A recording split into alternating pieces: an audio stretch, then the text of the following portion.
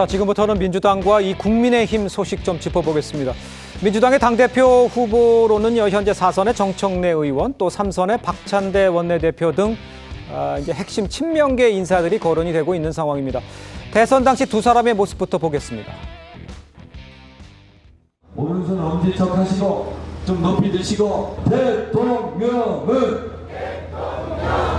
이재명. 아이고 나 우리 애들이 춤 좀 그만 추라고 했는데 진짜. 자 오른손 크게 들고. 이거 잘 안 되면 그냥 반갑 볼 수 있잖아요. 당대표는 당의 주인인 당원들의 부름이 있어야 됩니다. 날 불러달라는 거예요? 아직 부름이 확인되지 않았습니다. 부름이 있으면. 여러분 참으로 장하십니다. 우리 이재명 대표도 우리 후보도 참으로 잘 견디오지 않았습니까? 우리의 이재명을 선택해 주십시오.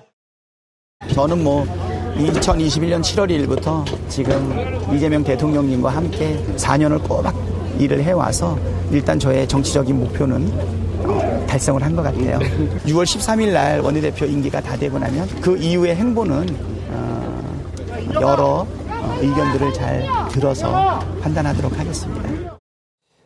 일단 민주당 전당대회는 다음 달 열릴 전망인데 우리 서재현 부위원장께는 여쭤볼게요. 지금 저 두 분이 가장 유력하고 저 두 분 중에서 결정이 납니까? 당내 분위기는 어떻습니까? 아니, 그러니까 두 분이 나올 수도 있고 안 나올 수도 있고 네. 추가로 당연히 나오시는 거죠. 아, 예. 예. 그리고 일부 언론에서 확인하면 결선 투표까지 하면 당원 개정이 필요한 부분이거든요. 아. 그래서 후보가 최종적으로 몇 분인지는 모르는데요.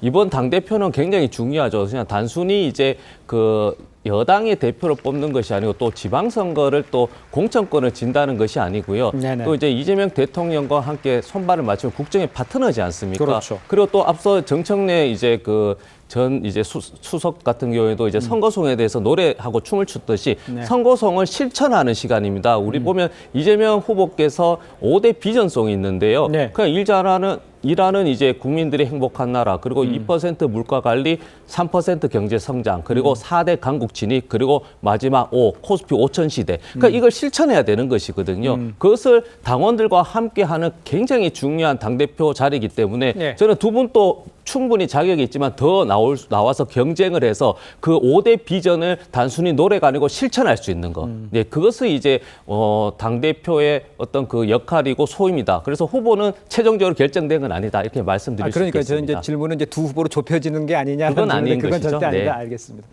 민주당의 새 원내 사령탑도 뽑는 레이스가 시작이 됐는데 4선 서영교 의원 또 3선의 김병기 의원 간 그야말로 이제 친명 대 친명의 경쟁이 벌어졌습니다.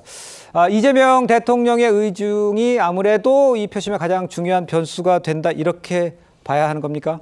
근데 지금 보시면 알겠지만 네. 이재명 대통령은 국정을 챙기기에도 워낙 바쁘고요. 예. 두 분 다 누구나 알다시피 친명으로 분류되지 않습니까? 네. 아마 대통령이 두 분 중에 한 분에게 의중을 실어서서 어떤 결과를 내는데 영향력을 행사할 것 같지는 않고요. 아마 네. 의원들의 어떤 선택을 할지가 중요할 것 같습니다. 지금 말씀하셨듯이 당대표도 그렇지만 특히 원내대표는 국정 1년 동안 국회에서의 활동이 이재명 정부 성공에 가장 중요하기 때문에요. 네네. 아마 그런 부분을 기준으로 해서 의원들이 두 분 중에 한 분을 선택하지 않을까 싶습니다. 알겠습니다. 자, 국민의힘 상황도 좀 짚어보도록 하겠습니다. 권성동 원내대표가요, 김용태 비대위원장이 이제 사퇴 종용했다 이런 이야기가 나오면서 당내가 좀 시끄러워 보였는데 갈등으로 비치는 모양새인데 지금 상황은 어떤지를 먼저 대변인께 여쭤볼 수밖에 없을 것 같아요. 근데 사퇴하는 원내대표가 비대위원장을 지명한다는 얘기는 그건 이런 주장을 제기할 때는 무슨 정황이 있든지 네. 그렇듯한 아니면 근거가 있든지 아니면 증인이 있든지 증언이 있든지 그래야 되는 건데 예. 그런 것이 아니라 그냥 그런 얘기가 있더라 이런 것이고 거기에 대해서 명확하게 아니라는 것을 이제 밝혔기 때문에 네네. 그것을 이렇게 심각하게 얘기할 문제는 아닌 것 같고요.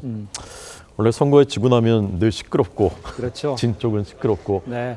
또 이제 책임론도 서로 이제 그렇게 마련인데 어쨌건 일단은 이제 현재 비대위원장이 임기가 6월 말까지니까 그러니까요. 그때까지 이제 임기는 유지하면서 다음 체제를 모색을 하고 그다음에 원내대표는 16일에 새로 뽑고 이렇게 일단은 이제 그 가닥이 잡혀졌고 네. 그래서 조금씩 차근차근 수습해가는 과정이다라고 말씀드리겠습니다. 알겠습니다. 차근차근 수습해가는 과정이라고 말씀을 주셨는데 이번 상황에서 김용태 비대위원장 이 남은 임기에 최선을 다하겠다면서 사퇴서를 일단 선을 그었습니다. 함께 들어보겠습니다. 저는 임기에 연연하지 않겠습니다. 제 임기는 6월 30일까지 되어 있지만 그 임기에 연연하지 않겠습니다. 남은 기간에 제가 말씀드렸던 그 개혁의 선명성을 드러낼 수 있고 우리가 무엇을 잘못했는지 시민들께 알려드리고 그러한 반성의 역할을 다할 수 있다면 언제라도 마무리할 수 있다는 말씀을 다시 드리겠습니다. 비대위원장의 얘기를 들어보셨습니다만 그런데 이제 대표직에 욕심이 없다던 김문수 전 대선 후보가 지금 연일 공개 행보를 이어가고 있어요. 어제 현충원을 찾아서 김용태 비대위원장과 함께하는 모습을 보이기도 했습니다. 먼저 화면으로 직접 만나보겠습니다. 아까도 자꾸 당대표라고 이야기한 사람인데 우리도 똑같은 쓰레기 더미에 들어가는 겁니다. 지금 자리 다툼을 할 때가 아닙니다. 그런 소리 절대 하시면 안 돼요. 저는 그런 사람이 아니에요.